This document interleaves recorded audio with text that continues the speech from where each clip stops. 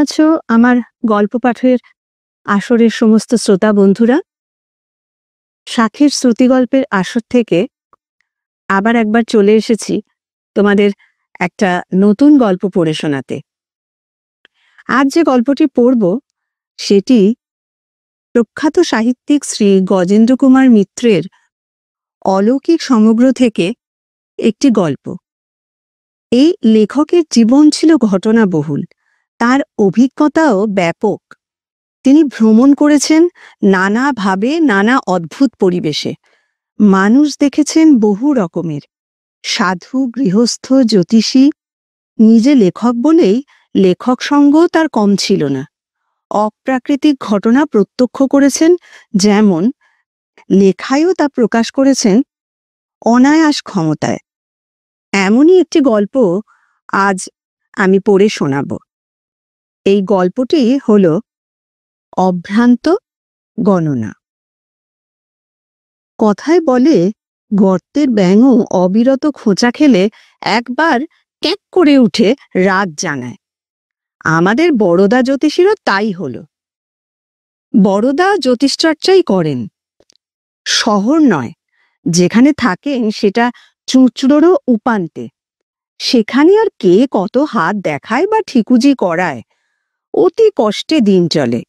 লেখাপড়া জানেন, মাস্টারের চাকরি দিতে চেয়েছিলেন গোপালবাবু, টিউশনিও করতে পারতেন অনায়াসে। কিন্তু ওর ওই এক গুণ, অনেক কষ্ট করে বিদ্যাটা আয়ত্ত করেছি, একে ফেলে কোথাও যাব না। অন্য বৃত্তি নিলে লোকে ভাববে এতদিন লোক ঠকাতে চেষ্টা করেছি, সব ফক্কিকারি, কিচ্ছুই জানি না। না না পালবাবু, মরি মরব, বাঁচি এতেই বাঁচব। গো থাক আর যাই থাক, মানুষটা সজ্জন নিরীহ ধরনের বলে এখানে সকলেই ওকে পছন্দ করতেন। ওরও একটা নেশা ছিল, প্রতি রবিবার এসে গোপালবাবুদের বৈঠকখানার শিব মন্দিরে বসে কিছুক্ষণ ধ্যান পূজা করে তারপর যেতেন। এ নাকি ওর স্বপ্নাদিষ্ট। এই শিবকে প্রতিষ্ঠাতা বা পাড়ার লোক কেউ আমল না দিলেও উনি কিন্তু খুব মানতেন। ধ্যান পূজার পর বৈঠকখানায় এসে এদের সঙ্গে আড্ডা দিতেন প্রায় ঘন্টা 2। এতটা হেঁটে এসে স্নান পুজো করতে বেলা হয়ে যেত, বিশ্রাম করা দরকার। তাছাড়া গোপালবাবুর বাবার আমল থেকেই এই বৈঠকখানা রবিবাসরীয় আড্ডা এবং জলযোগের জন্য বিখ্যাত হয়ে আছে। 6খানা করে লুচি, কপি বা আলুর তরকারি, পটল কি বেগুন ভাজা, আর তার সঙ্গে যে কোনো একটা ভালো মিষ্টি এবং ঘন্টায় ঘন্টায় চা। এ তো রাজা রাজরার বাড়িতেও মেলে না। গোপাল পালের ঠাকুরদা কোন বিলিতি ফার্মের মুৎসুদ্দিগিরি করে বিস্তর পয়সা করেছিলেন। অনেক উড়িয়েও যা ছিল, ছেলে পঞ্চাননের পক্ষে যথেষ্ট। পঞ্চানন লেখাপড়া বিশেষ শেখেননি, পাছে 5 ভূতে সব লুটে নিয়ে ছেলেটাকে পথে বসায়। তাই সত্যি সত্যি গঙ্গার কাছে বড় রাস্তার ধারে অনেক টাকা খরচ করে যে পৃথক বৈঠকখানা বাড়ি করিয়েছিলেন, তারই পাশের ফালিপানা জমিতে একটি শিব মন্দির করে সমস্ত সম্পত্তি দেবোত্তর করে দিলেন। ছেলে রইল বংশ পরম্পরায় সেবায়িত মাত্র। দলিলে সই করে নাকি হেসে বলেছিলেন উদয় পাল, লোকে মূর্খ ছেলে রেখে গেলে বলে বৈঠকখানায় শিব স্থাপনা করে রেখে গেলুম। তা আমি সেটা 2 অর্থেই করলুম। কিন্তু পঞ্চানন মূর্খ হন, বোকা ছিলেন না। টাকা না উড়িয়ে একটা চাকরিও জুটিয়েছিলেন। এদিকেও নানা ব্যাপারে বেশ কিছু উপার্জন করে গেছেন জীবনভর। এখন গোপাল সেই আয়ে সুখেই দিন কাটাচ্ছেন। গোটা 2 ফেরিঘাটের ইজারা, কিছু জমিদারি, গোটা 2 বাজার এবং কর্তাদের রেখে যাওয়া কিছু শেয়ার ও কোম্পানির কাগজে যা আয় হতো, তা সচ্ছলে ও স্বচ্ছন্দে চলে যাবার পক্ষে যথেষ্ট। পুজো পাঠ, দান ধ্যান প্রভৃতি ঠাকুরদার আমল থেকে যা চলে আসছে, গোপালবাবু তা বন্ধ করেন। এই সাপ্তাহিক আড্ডাটিও সেই ঐতিহ্যেরই অন্যতম। গোপালবাবু প্রায় প্রতি রবিবারই উপস্থিত থাকতেন। কদাচিৎ কোনো কাজে না থাকতে পারলেও আড্ডার অঙ্গহানি ঘটত না। প্রায় প্রত্যেক কর্মহীন আড্ডাতেই কোনো একটি লোক থাকে যাকে লক্ষ্য করে বাকি লোকে খানিকটা হাসি তামাশা করে স্বাদ মেটায়। এই আড্ডায় তেমনি ছিলেন বরদা জ্যোতিষী। তার উপর আক্রমণটা ছিল প্রায় নিত্য নৈমিত্তিক। তিনি এলেই সবাই যেন একেবারে হুঙ্কার দিয়ে উঠত, আর শুরু হতো চারিদিক থেকে বিদ্রুপবাণ বর্ষণ। কিন্তু মুশকিল হতো এটা কোনোদিনই তেমন জমতো না, কারণ বড়দা এসব আক্রমণের কোনো প্রতিবাদ করতেন না কোনো দিনই। শুধু মুচকি মুচকি হাসতেন আর বসে বসে পান চিবুতেন।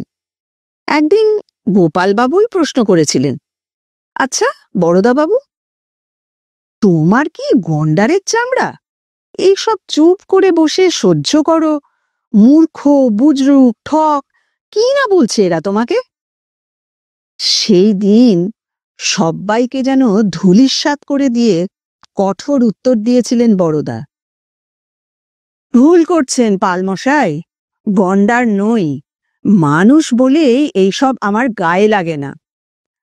আমার পাণ্ডিত্য সম্বন্ধেও আমি যেমন নিশ্চিত, যারা এইসব বলছে তাদের মূর্খতা সম্বন্ধেও আমি তেমনই নিশ্চিত। বহু কষ্টে এই বিদ্যা আয়ত্ত করতে হয়েছে। এরা তার দাম কি বুঝবে? আপনার নাতনি যে আপনাকে গালাগাল দেয়, আপনি কি রাগ করেন? বরং মজা পান। কথাতেই তো আছে, নীচ যদি উচ্চ ভাবে সুবুদ্ধি উড়ায় হেসে। মনে পড়ছে না? তার সেই মুহূর্তে সেই শানিত কণ্ঠে দৃঢ় আত্মপ্রত্যয়ের সঙ্গে এদের প্রতি নিদারুণ তাচ্ছিল্যের যে আশ্চর্য সমন্বয় ঘটেছিল, তাতে সকলেই কিছুক্ষণ স্তম্ভিত হয়ে রইলেন এবং কেমন যেন গুটিয়ে গেলেন। কোনো চড়া জবাব দেওয়া বা উষ্মা প্রকাশ করার ক্ষমতাও রইল না। তবু সে ওই একদিন, তারপরও যথারীতি ঠাট্টা, বিদ্রুপ এবং বড়দার মুচকি হাসি অব্যাহত রইল। কিন্তু বহুদিন বাদে আবারও একবার যেন গর্তের ব্যাঙ প্রতিবাদ করে গর্জে উঠল। এর মূলে গোপালবাবু। তিনি সাধারণত এই ব্যাপারে নিরপেক্ষই থাকতেন। সেদিন যে কি দুর্বুদ্ধি হলো, হঠাৎ নিজের হাতটা বাড়িয়ে দিয়ে বললেন, আচ্ছা দেখো তো ঠাকুর মশাই, আমার আর একটা বিয়ে হবে কিনা? আর হলে কবে এবং কখন? তাহলেই মিলিয়ে নিতে পারবো তোমার দৌড় কতখানি। বড়দার মুখের সেই স্থায়ী হাসি মিলিয়ে গেল। তিনি স্থির দৃষ্টিতে গোপালের মুখের দিকে কিছুক্ষণ তাকিয়ে থেকে ডান হাতখানা টেনে নিয়ে জানালার দিকে ফিরিয়ে অনেকক্ষণ ধরে দেখলেন। তারপর হাতটা ছেড়ে দিয়ে সোজা হয়ে বসলেন আবার। সত্যি শুনতে চান? নিশ্চয়ই নিশ্চয়ই। গোপালবাবুর সঙ্গে সঙ্গে আরো ৭-৮টি কণ্ঠ প্রতিধ্বনিত হয়ে উঠল। আপনার ৫৫ বছরে আরেকটি বিবাহ হবে। সে মেয়ে কোথায় আছে তাও বলে দিচ্ছি। জনাইতে একটি কায়স্থ মেয়ে এক ব্রাহ্মণের ঘরে মানুষ হচ্ছে। তার সঙ্গেই আপনার বিবাহ হবে। এ ধ্রুব সত্য। স্বয়ং বিধাতারও সাধ্য নেই যে এই গণনা মিথ্যে করতে পারেন। সকলেই চমকে উঠল। গোপালবাবুর এখন বয়স ৪৯ হবে। ১৬ বছর বয়সী একটি সুন্দরী চতুর্দশীর সঙ্গে বিয়ে হয়েছে। ধনীর মেয়ে, সৌভাগ্যবতী। তিনি আসার পর থেকে নিরবিচ্ছিন্ন শান্তি, শ্রী ও সম্পদ বিরাজ করছে পালবাবুর সংসারে। ৫টি ছেলে মেয়ে ওদের। মেয়ে দুটির বিবাহও হয়ে গেছে, তাদেরও ছেলে মেয়ে রয়েছে। বড় ছেলের বিয়ে দেবেন শিগগিরই, হাটখোলার দত্তবংশের একটি মেয়ের সঙ্গে। এক কথায় পরিপূর্ণ সংসার। তার মধ্যে একে অলক্ষণে কথা।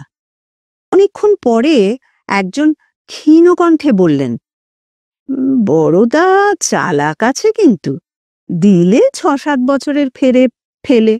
ততদিনে কে মরে কে বাঁচে তার ঠিক নেই। আর বাঁচলেই বা কে এত মনে করে রাখছে?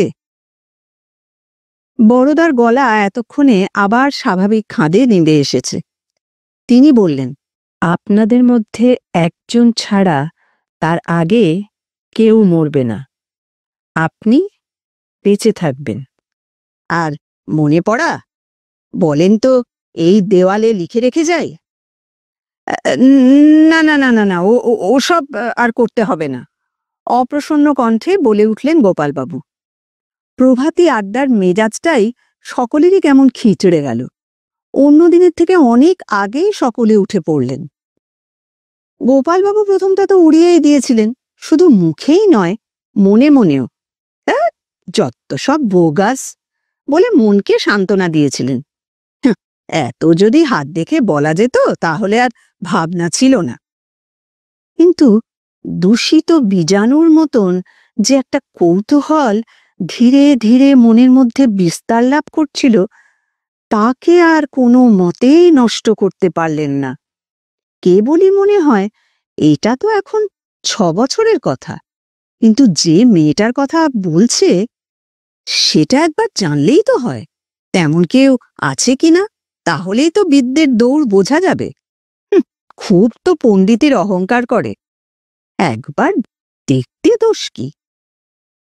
তবুও কিছুদিন এই কৌতূহলের সঙ্গে যুদ্ধ করেছিলেন, শেষে হার মানতে বাধ্য হলেন। যার পয়সা আছে তার পক্ষে এমন একটা খবর যাচাই করা আর কঠিন কি? জনাই তেমন বড় জায়গাও নয়, 2-3টি লোককে কিছু পয়সা দিয়ে পাঠাতেই খবর বেরিয়ে এলো জনৈক শিবকিঙ্কর দত্তের মেয়ে। বাপ মা মরা, কেউ কোথাও নেই। মেয়েটা মরে যায় দেখে ওদের পুরুতমশাই বাড়িতে এনে মানুষ করছেন। 1 বছর থেকে ওদের ঘরেই মানুষ হচ্ছে সে। এদের নিজেদের মেয়েদের মতো করেই মানুষ করছেন, স্কুলেও দিয়েছেন। মেয়েটার তেমন কেউ কোথাও নেই, তেমনি সম্পত্তিও কোথাও কিছুই নেই। ভদ্রলোক অনেক ভুগে আর ভুগিয়ে মরেছেন, আর আর তার মৃত্যুর কদিন আগেই মারা গেছেন তার স্ত্রী। পয়সা কড়ি কোথায় কি আছে কেউ জানে না, শুধু ছোট্ট পুরনো ভদ্রাসন ভেঙে যাবার ভয়েই মাত্র 5 টাকা ভাড়ায় একজনকে থাকতে দিয়েছেন, যাতে খাজনাটা ওঠে। মেরামত চলে না, সেটাও ভট্টাচার্য মশাইকেই টানতে হয়। এই মেয়ের বিয়ে দেবেন কি দিয়ে তা নিয়ে এখন থেকেই উনি চিন্তিত। এই খবর পাওয়ার পরে দিন কয়েক নিজেকে শাসন করার চেষ্টায় কেটে গেল। তারপর একদিন ইনকাম ট্যাক্স অফিসের নাম করে বেরিয়ে জনাই যাত্রা করলেন। খুব ভালো করে সেজে গুজে যেতে পারলেন না, এই যা দুঃখ। সিল্কের জামা আলমারিতে অগুন্তি, তবু সেই ওই কড়া মারের কফ দেওয়া শার্টের ওপর কোট চড়িয়েই যেতে হলো। গোপালবাবু নির্বোধ ছিলেন না, তাহলে তো মোসাহেবদের পাল্লায় পড়ে পৈতৃক সম্পত্তি কবেই উড়ে যেত। তিনি জনাই পৌঁছে অনেক মিথ্যার অবতারণা করে সন্দেহমাত্র উদ্রেক হতে দিলেন না কারোর, অথচ নির্ভুল ঠিকানাটি বার করে নিলেন। বাড়ির কাছাকাছি একটু আড়ালে দাঁড়িয়ে স্কুল ফেরতা মেয়েটিকে দেখলেনও। 11-12 বছরের মেয়ে, একহারা শ্যামবর্ণ, এমন আহামরি কিছুই নেই চেহারার মধ্যে, শুধু চোখ দুটোয় যেন কি জাদু আছে। দেখে যেন নিজের চোখ ফেরাতে পারলেন না গোপালবাবু। মনে হয় যেন লাখ লাখ যুগ সেদিকেই চেয়ে থাকেন।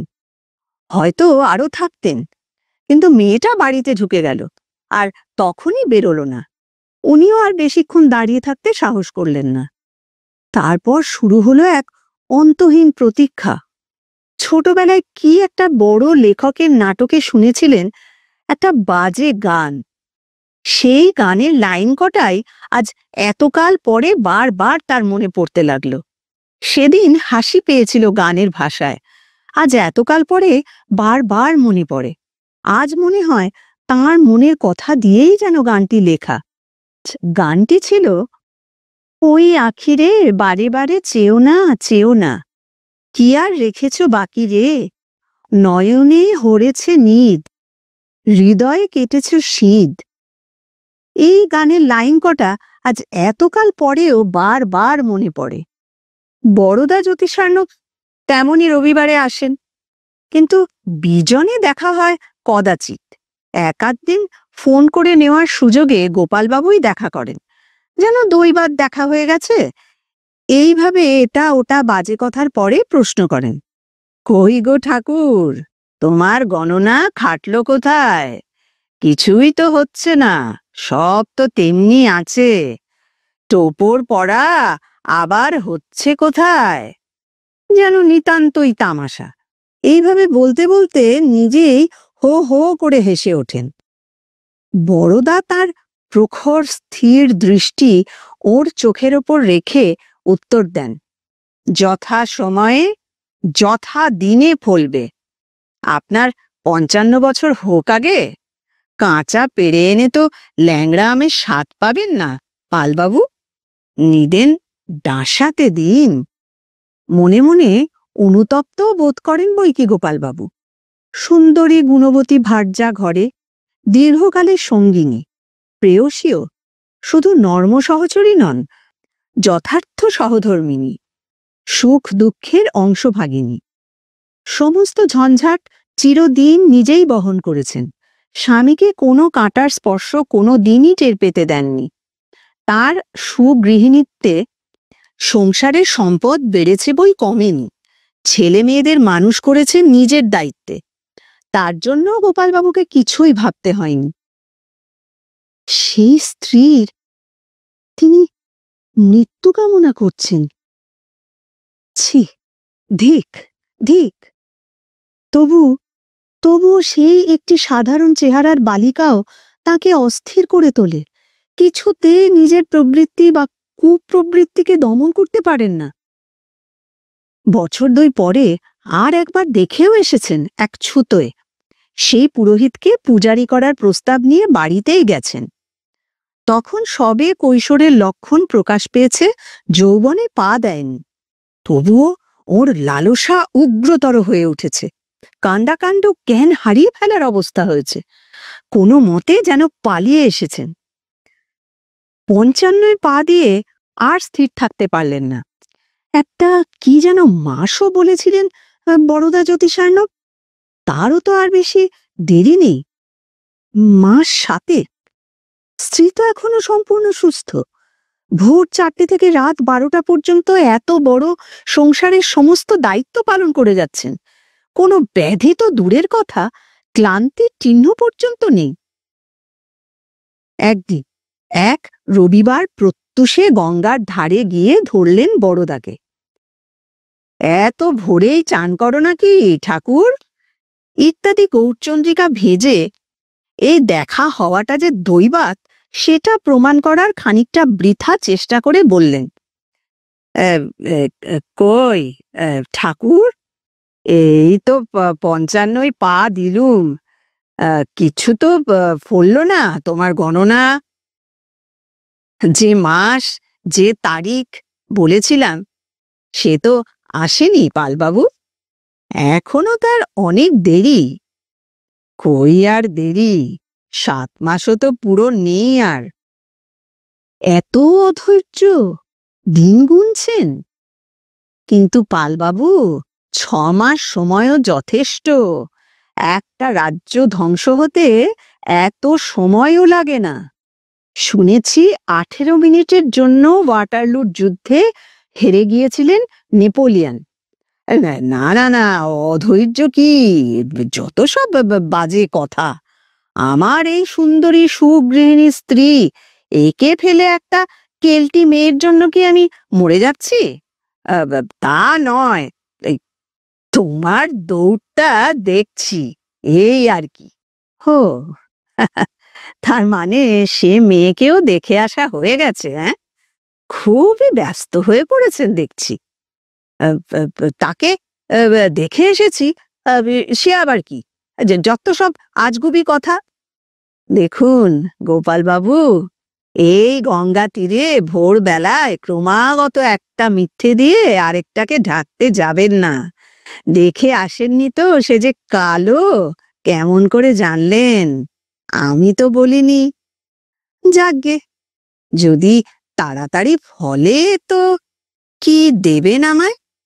দেব, দেব কেন বারে? আমি কি বেপাগলা বুড়ো হয়ে গেলুম নাকি?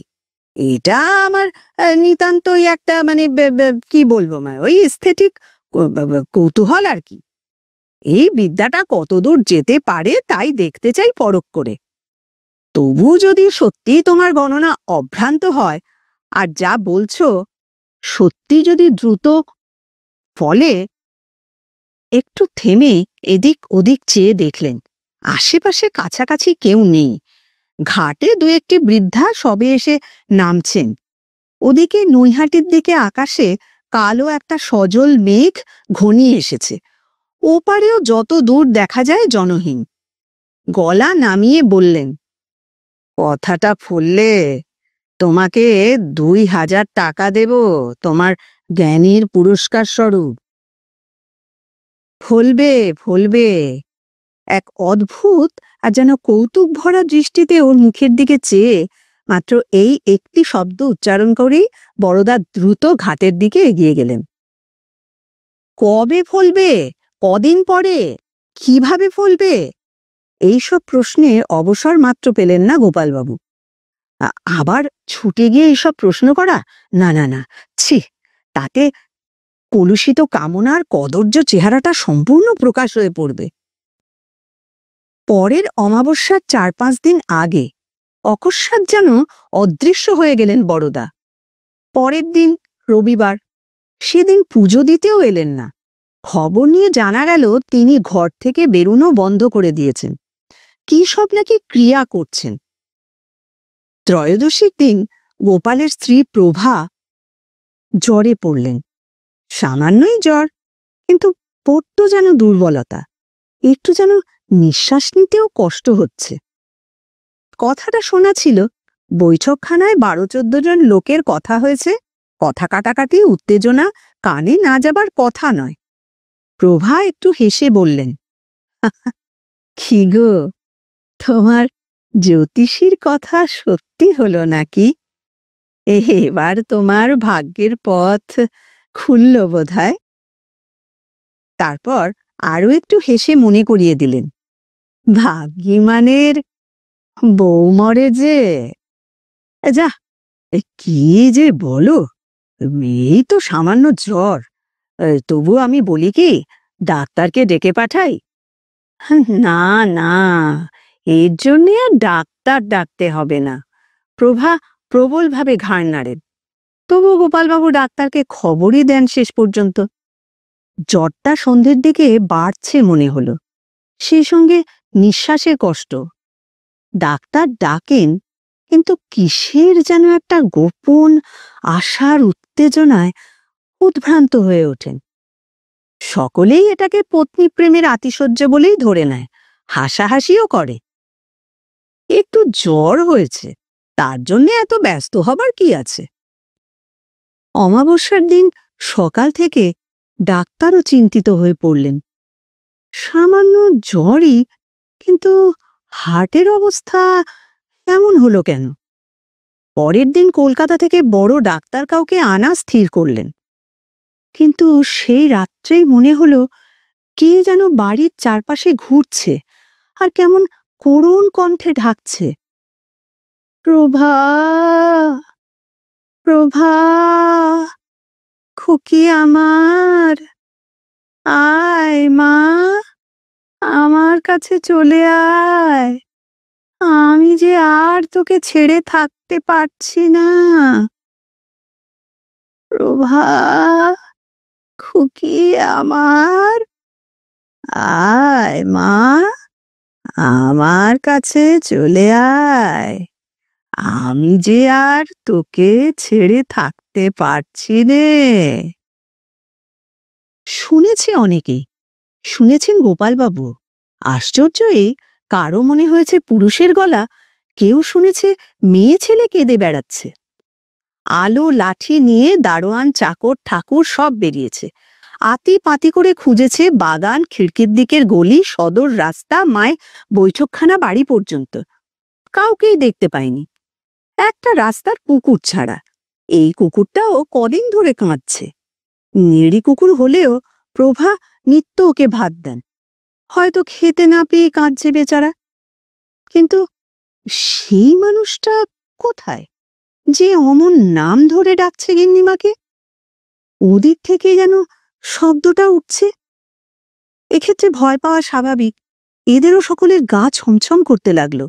সবাই মনে মনে রাম রাম জপ করতে করতে বাড়ির মধ্যে ঢুকে ভালো করে বাইরের দিকে দৌড় জানালা বন্ধ করে দিলে।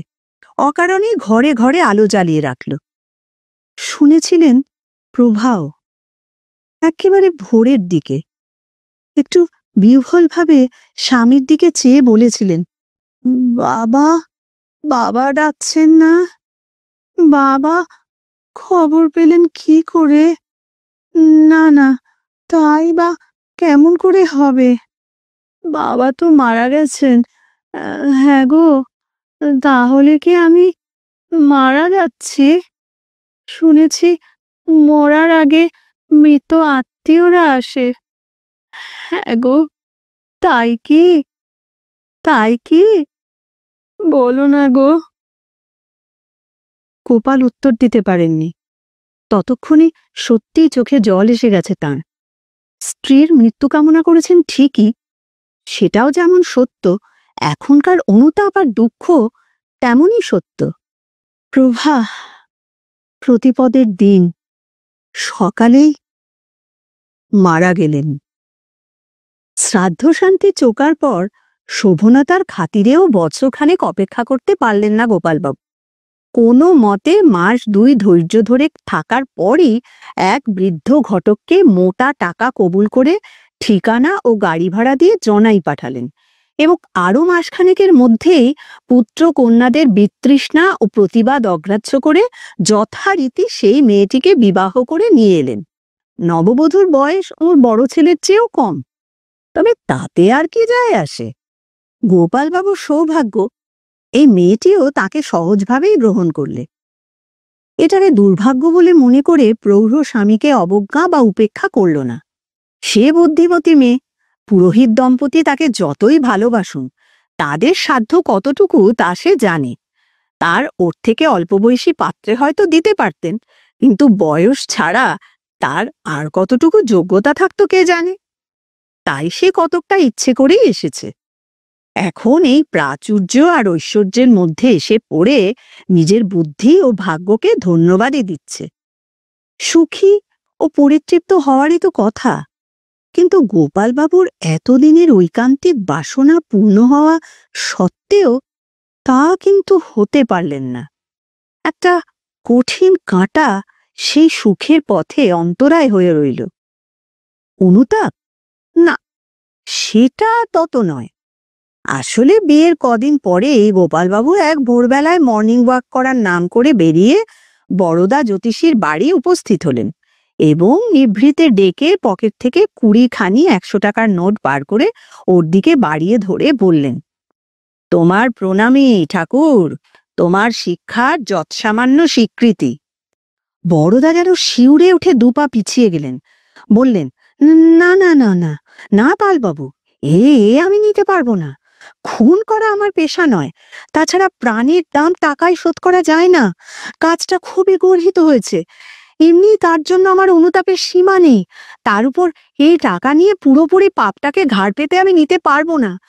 আমার শিক্ষা নিয়ে আপনাদের প্রতিদিনের ঠাট্টা তামাশা করতেন, সেই জন্যই ঝোঁকের মাথায় আপনাদের উপযুক্ত জবাব দেবার লোভ আমি সামলাতে পারিনি। কাজটা করে ফেলেছি। তার উপর ও টাকা নিয়ে অপরাধটা আমি আর বাড়াতে রাজি নই। তবে আপনি নিশ্চিন্ত থাকুন, এই কথা কেউ জানবে না। আমার লজ্জা তো আরো বেশি। মুখ কালো আর মাথা হেঁট করে চলে গেলেন পালবাবু। লজ্জা ও অপমান তো বটেই, যে ভাষা ব্যবহার করলো বড়দা তা আর কেউ না শুনুক, নিজে তো শুনেছেন। প্রতিটি শব্দ যেন চাবুকের মতন কেটে কেটে বসেছে। এ যেন নিজের কাছেই নিজে মুখ দেখাতে পারছেন না। নতুন বউ মীনাক্ষী তীক্ষ্ণ দৃষ্টি মেয়ে, এই ভাবান্তর তার চোখ এড়ালো না। 2-4 দিন দেখে একদিন ঠাট্টা করে বলল, কি গো, এরই মাঝে আমাতে অরুচি হয়ে গেল নাকি? আমার আবার অন্য মেয়ে খুঁজছ নাকি? সে সহজভাবে সাধারণ অর্থে কথাটা বলেছে, কিন্তু গোপালবাবুর অপরাধী মন চমকে ভয়ে যেন কেঁপে উঠল। ওরই মূর্খতা! ফুলশয্যার রাত্রে কামনার আবেগে অগ্র পশ্চাৎ কিছু না ভেবেই বলে ফেলেছিলেন যে একটা কি কাজে মীনাক্ষীকে দেখে এসেছিলেন এবং ভালো লেগেছিল তার। মীনাক্ষীও শান্ত কণ্ঠে জবাব দিয়েছিল, জানি। একটা বড় করবীর ঝাড়ের পাশে দাঁড়িয়েছিলেন, মনে আছে আমার। এর কোনোটাই কিন্তু নিশ্চিন্ত হবার মতন কথা নয়। গোপালবাবু হতে পারলেনও না, বরং অনেক দূর পর্যন্ত চিন্তা করতে লাগলেন। কত কি অনিষ্ট হতে পারে, কোন দিক থেকে কত কথা উঠতে পারে, এই ভেবেই তাঁর মনে কিছু মাত্র শান্তি রইল না। চোরের মন পুঁই আদারে। খুব সহজ ও সাধারণ কথারও অন্তর্নিহিত অর্থ বা তা বলার পিছনে কোনো মতলব কল্পনা করতে লাগলেন সবসময়। মীনাক্ষী কতটুকু জানে, কতটা ভেবে নিয়েছে, তাই বা কি জানে। যতই হোক সে ছেলে মানুষ, হয়তো কার কাছে কি বলে ফেলবে, সে আবার তার অন্যরকম ব্যাখ্যা করে তার পদার্থটাই প্রচার করবে। তবু সেখানেও তত ভয় নয়, যত ভয় ওই জ্যোতিষীটাকে। সে যতই আশ্বাস দিক, নিশ্চিন্ত হতে বলুক, গোপালবাবু নিশ্চিন্ত হতে পারেন না। এই যেন ঠাকুর ঘরে কে না, আমি তো কলা খাইনি, ভয় নেই, কাউকে বলবো না, এসব কথা বলার অর্থ কি? তবে কি ওইটাই মনে আছে? ব্ল্যাকমেল, আরো বেশি টাকা চায়? তাই বলুক না বাপু, উনি ধার কর্য করেও ফেলে দেবেন। আবার মনে হয়, তাই বা বিশ্বাস কি? টাকা নিয়েও যদি বিশ্বাসঘাতকতা করে, তারপর যদি গল্প করে বেড়ায় যে গোপালবাবু ওকে দিয়ে মারণ ক্রিয়া করিয়েছেন, যত ভাবেন তত যেন মাথা খারাপ হয়ে যায়। দিন রাত্রি বিষাক্ত বোধ হয়। খেতে বসে অর্ধেক জিনিস খেতে ভুলে যান। ঈপ্সিতা সুন্দরীর বাহুপাশে বদ্ধ থেকেও তার অস্তিত্ব মনে থাকে না। শেষে আর পারেন না অহরহ এইভাবে মনে মনে ক্ষতবিক্ষত হতে। একটা পাপ আরেকটা পাপকে ডেকে আনে। একটা অপরাধ ঢাকতে সহস্রবিধ অপরাধের আশ্রয় নিতে হয়। পৃথিবীর এই নিয়ম। গোপালবাবু মন স্থির করে ফেললেন, বরদা জ্যোতিষী জীবিত থাকতে আর তিনি শান্তি পাবেন না। তা বরদার বেঁচে থাকারই বা দরকারটা কি? সংকল্প স্থির হতেই মন শান্ত হল। বেশ ঠান্ডা মাথায় পরিকল্পনা ছকে ফেললেন। এই থেকে পুনশ্চ কোনো না বিপদ ঘটে, সেই সব সম্ভাবনার দিকগুলো চিন্তা করে তার প্রতিকারও ভেবে নিলেন। বড়দা রবিবার ছাড়া এই ঘাটে আসেন না, কিন্তু আজকাল নাকি প্রায় প্রত্যহই তিনি গঙ্গা স্নান করেন। তার বাড়ির কাছেই একটা পুরনো ভাঙা চোরা ঘাট আছে, সেখানেই যান। আর সাধারণত ভোরের দিকটাতেই যান, তবে বাধা ধরা কোনো সময় নির্দিষ্ট নেই। একদিন গিয়ে সেই ঘাটটা দেখে এলেন গোপালবাবু। বেলা ৩টে নাগাদ গিয়েছিলেন, তখন কেউ কোথাও ছিল না ঘাটে। নেমে ইটের চাঙড়গুলোর কোনটার কতটা স্থিতিশীলতা, কোনটা নড়ছে ঘাটের পৈঠেতে, ভাঙা চাঙড়গুলোতে পা দিয়ে দিয়ে অবস্থানটা পরীক্ষা করে নিলেন। এই আদর্শ স্থান তার সংকল্প সিদ্ধির। তারপর শুরু হলো যেন অন্তহীন প্রতীক্ষা। রোজই খুব ভোরে উঠে মর্নিং ওয়াক করতে ওই দিকে যান। একটু আড়ালে দাঁড়িয়ে অপেক্ষা করেন যতক্ষণ নির্জন থাকে। ঘাটে অন্য লোক আসতে শুরু করলেই বাড়ির দিকে রওনা দেন আবার। একটা কুকার্যের সাক্ষী থাকতেই এত অশান্তি আর আশঙ্কা, এবার কোথাও কোনো সাক্ষী রাখা চলবে না। এইভাবে প্রায় মাস খানেক হাঁটার পর একদিন তার ধৈর্যের পুরস্কার মিলল। খুব ভোরে বড়দাকে দেখা গেল, গামছা কাপড় নিয়ে হনহন করে এইদিকে আসছেন। তখনও 5টা বাজেনি। ঘাট, নদীতীর, পথ সব জনহীন। কাছাকাছি কোনো বাড়ির তখনও জানলাও খোলেনি। শীতের সূর্য উঠতে অনেক দেরি। বড়দা ভাঙা ঘাটের নড়বড়ে অংশগুলিতে সাবধানে পা ফেলে ফেলে কাপড় জামা সব গুনে গুছিয়ে রেখে গামছাটি হাতে নিয়ে জলের মধ্যে এক পা দিতেই পালবাবু কাছে এগিয়ে এলেন। কি জ্যোতিষী ঠাকুর, আজ এত ভোরে যে? আমি তো এদিকে রোজই আসি, কোনোদিন তো দেখি না। হাসিরও একটা চেষ্টা করেন, কিন্তু উদ্বেগে উত্তেজনায় সেই হাসি ফোটে না, মুখটাই শুধু বিকৃত হয়। আপনার জন্যই তো আজ ভোরে আসা, সহজ স্বাভাবিক কণ্ঠে উত্তর দেন বড়দা। তার মানে আমি আসবো তুমি জানতে? জানতুম বই কি, আসতে যে হবেই। কাল পূর্ণ হলে আর রক্ষে নেই। আজ আপনাকেও যে আমার শেষ গণনাটা শোনাবার দিন। আবারও বেশ শান্তভাবে বলেন বড়দা। তা তার তার মানে? এই শীতেও নিমেষে ঘেমে ওঠেন গোপালবাবু। গণনা আবার কি? আবার কিসের গণনা? এর মধ্যে আবার গণনার কথা আসছে কেন? আমি তো কিছু শুনতে চাইনি। আমার যে আপনাকে শোনানোটা দরকার, শুধু একটা নয়, সব গণনা আমার সমান অভ্রান্ত। তবে এই শেষ, আর শুনতে হবে না। আজ এইখানে এই সময়ে আপনার অপঘাত মৃত্যু আমার গণনা করাই আছে, আর সেটাও ফলবে। নিদারুণ একটা আতঙ্কে আর হিতাহিত জ্ঞান শূন্য হয়ে ক্রোধে গোপালবাবু একেবারে যেন পাগল হয়ে উঠলেন। আতঙ্কটাই বেশি। মনে হলো ওই আবছা কুয়াশার মধ্যে যে লোকটা দাঁড়িয়ে হাসছে সে মানুষ নয়, এই কি যেন একটা নাম না জানা ভয়ঙ্কর জীব, বইয়ে পড়া অক্টোপাসের মতো চারিদিক থেকে যেন এখনই জড়িয়ে ধরবে, টেনে নিয়ে যাবে মৃত্যুর অতলান্ত সমুদ্র গর্ভে। তিনি তিনি অন্ধের মতো, পাগলের মতো তরতর করে নেমে আসতে চাইলেন ওই জিপটার দিকে, দুই হাত প্রসারিত করে। মরতেই যদি হয় তার আগে টুঁটি টিপে মারবেন ওকে। গোপালবাবু দীর্ঘকায় মানুষ, আর ওই তো ওইটুকু মশার মতোই। কিন্তু কাল পূর্ণ বুঝি সত্যিই হয়েছিল। এত যে হিসেব, এত সতর্কতা, আগে এসে এখানের প্রতিটা ইট, প্রতিটি গাঁথুনির বড় বড় চাঙড়গুলোর অবস্থান আর আর স্থিতিশীলতা দেখে গেছেন, কোনটা কতখানি নড়বড়ে কি ঢকঢক করছে। সেই সব কোনো কাজেই লাগলো না। অন্ধের মতোই নামছিলেন বলে ওদিকে নজর ছিল না, হুঁশও না। সিঁড়ির একটা ভগ্নাংশ আগেই দেখে গেছেন, অত্যন্ত বিপজ্জনকভাবে প্রায় শূন্যে ঝুলছিল, আর তার নিচেকার অনেকটা অংশ ভেঙে গঙ্গা গর্ভে চলে গেছে অনেক দিন। এটারও মূল গাঁথুনি ফেটেছিল।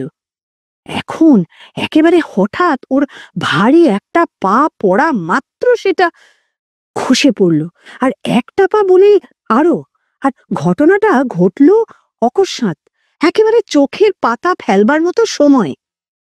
একেবারে প্রস্তুত ছিলেন না, এদিকটার কথা ওনার মনেই পড়েনি।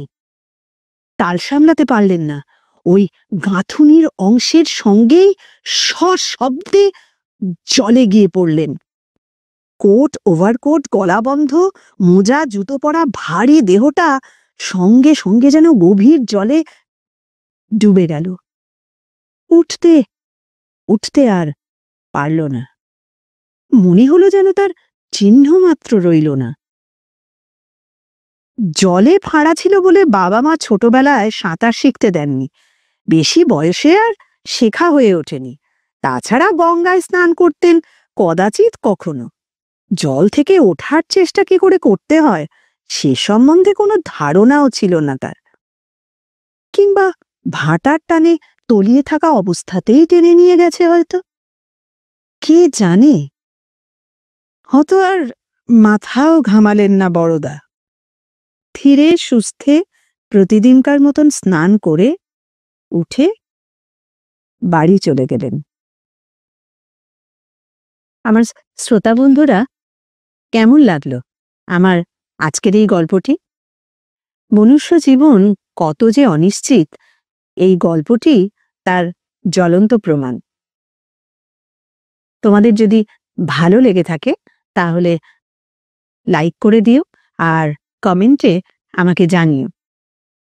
আমাদের যে উৎসবের ব্যস্ততা এতদিন ধরে চলল, তাতে মনে হয় আমি এর আগে যে গল্পটি তোমাদের পড়ে শুনিয়েছিলাম সেটি সবাই একটু কমই দেখতে পেরেছো বা শুনতে পেরেছো। কাজেই আমি আশা করব যে এবারের গল্পটি তোমরা সবাই সময় করে শুনবে এবং তোমরা লাইক করবে আর কমেন্টেও জানাবে যে এই গল্প তোমাদের কেমন লাগলো। আবার ফিরে আসবো শিগগিরই এক অন্য লেখক বা লেখিকার ভিন্ন স্বাদের অন্যরকম কোনো গল্প নিয়ে। ততদিন সবাই ভালো থেকো।